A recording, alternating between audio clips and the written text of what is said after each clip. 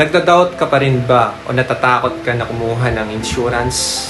If oo ang sagot mo, I'll tell you one story kung saan mapapatunayan yung kahalagahan ng insurance. Pasensya na po. Sorry po talaga. Pero surrendered na po yung policy ni Kuya. Toy, kapatid ako ng client mo. Hihingi sana kami ng tulong. Nabasa ko kasi yung booklet nyo. Baka may makukuha pa kami sa insurance niya. Ito na lang yung mga nasabi ko after tumawag sa akin ng kapatid ni client. October 13, 2023. Kapitbahay ko si client, 42 years old. Na-open ko yung about sa insurance. Then he decided na kumuha ng plan para sa sarili niya kasi natatakot din siya na baka may mangyaring hindi inasahan sa kanya at may iwan pa ang dalawang anak niya na maliliit pa. January 5, 2024. Nag-decide siya na i-surrender na lang yung policy kasi na-short na sila financially. Sabi ko, Kuya, baka kaya pang magawa ng paraan kasi sayang naman. Ang bilis mo lang na-issued kasi healthy ka, wala kang bisyo. Sabi niya sa akin, hindi na talaga kaya, Toy. Gustong gusto ko talaga kasi para naman talaga sa aming pamilya yan. Kaso, nagka-problema ako sa trabaho ko kaya ginawa ko yung request ni client kahit mabigat para sa akin. July 28, 2024, 1 a.m. Nagulat ako, may sumisigaw na babae, asawa na pala ni Kuya. Tapos sinakyat ako ng anak niyang panganay. Kuya, si Papa po. Pagbaba ko, masama na ang lagay ni Kuya. Hindi ko alam gagawin ko, halo-halo na sa isip ko.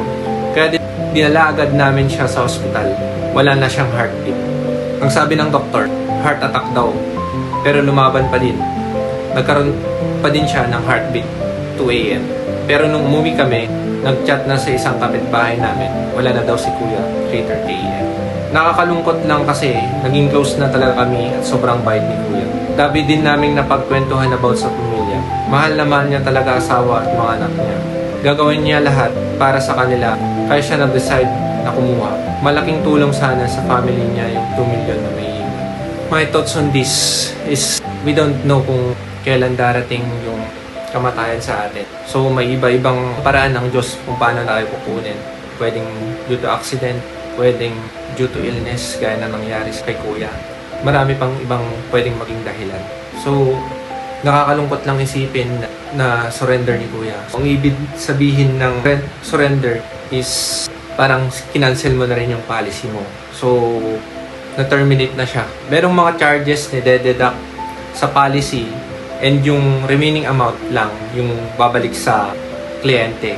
So yung mga terminal benefits like yung death benefit, maturity benefit, and yung mga riders like yung sa enhanced critical illness and other riders, mawawala na rin yun kasi sinurrender mo na nga yung plan. Ang gusto ko lang maintindihan ng mga nagda-doubt or natatakot na kumuha ng insurance is isipin natin yung mga mahal natin sa buhay na maiwan natin. Kasi hindi naman natin alam kung kailan talaga darating yun. Siguro marami sa atin yung healthy ngayon, pakiramdam natin na hindi tayo tatablan ng sakit, hindi tayo ma-aksidente. Pero yung realidad ng buhay is hindi natin alam kung kailan darating yung mga bagay-bagay na yun. So, it is better to prepare for those circumstances nang hindi tayo magsisi sa huli na hindi natin ginawa yung part natin. So, kung breadwinner ka man, kung ikaw yung provider ng family mo, kailangan na meron kang insurance. And if you are planning sa mga ibang aspirations, mga ibang bagay na gusto mo, like pang travel mo lang or pang kasal mo pagdating ng araw or any na gusto mong gawin sa buhay, pwede naman po yun. But ang purpose talaga ng insurance is pag may nangyari po sa atin is may maiiwan sa mahal natin sa buhay na even we are gone, even wala na tayo sa mundong ibabaw, alam pa rin natin na kahit papaano may magagamit sila para sa pang-araw-araw nila. Okay?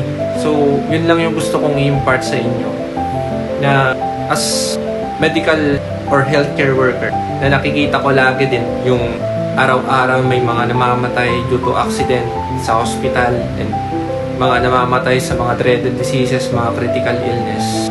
Malaking bagay na may magamit yung mga naiwan sa atin. Or pwede na din natin gamitin habang sana hindi permit ni Lord, nagkaroon tayo ng critical illness.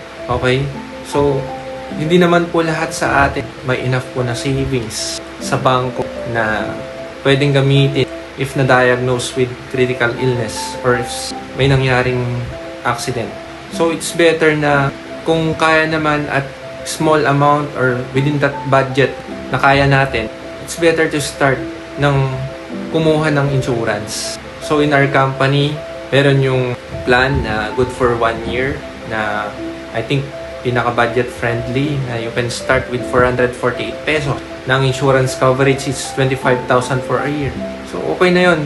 Kung yun lang po yung kaya nyo, okay lang po yun. Okay? And you can go up to 5,798 para makover ka ng 1 million if something happens. And if you get that discipline na kaya mong masustain na mabayaran yung ganung klaseng insurance, yung 1 year, pwede kang kumuha ng mas mataas na yung coverage or mas maganda, mas comprehensive, mas kompleto. Okay? So, yun lang po yung gusto kong i-impart sa inyo bilang insurance agent at healthcare worker na nakita yung realidad ng buhay, yung mga namamatay sa hospital. So, if you want to have some discussion kung ano yung mga goals nyo sa buhay and you want to get a plan, you can talk to me freely para i-discuss natin kung ano man yung mga gusto nyo na klase ng plan na sakto sa budget nyo. Thank you.